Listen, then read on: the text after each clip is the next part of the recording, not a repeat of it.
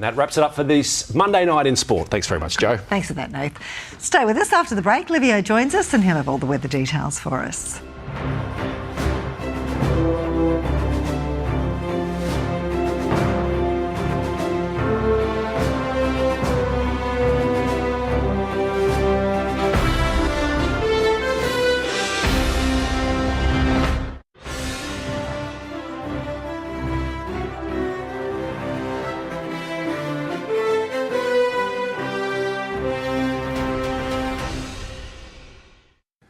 G'day, Livio, Regano with tonight's weather. Full steam into the final month of spring, and it sure is going to be a warm week ahead.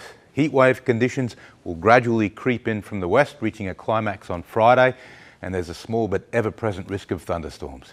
Here's a sample of today's local temperatures on the Downs. In Toowoomba, we reached the top of 33 degrees after a low this morning of 17. Warwick got to 34 and Dalby 35.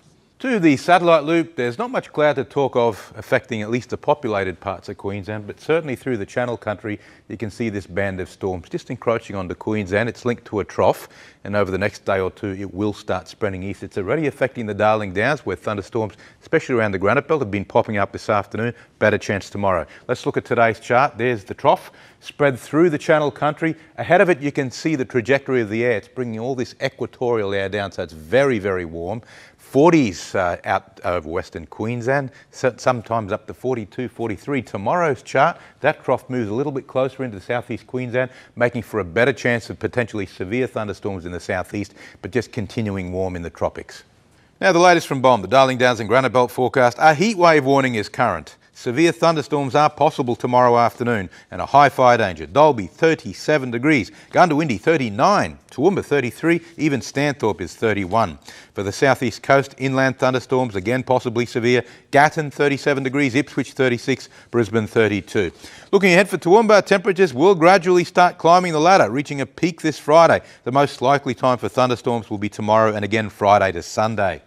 For Warwick, again, you can see that climb. We get to 37 degrees on Thursday. That's probably going to be the highest. I wouldn't call it a cool change, just not as hot after the weekend.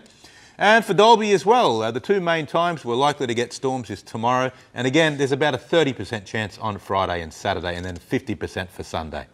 This week's question, why do troughs always seem to form over Western Queensland? On a typical day, the prevailing southeast winds build up pressure against the Great Dividing Range, creating a warp in the isobars known as the coastal ridge. You see it all the time on the daily weather chart.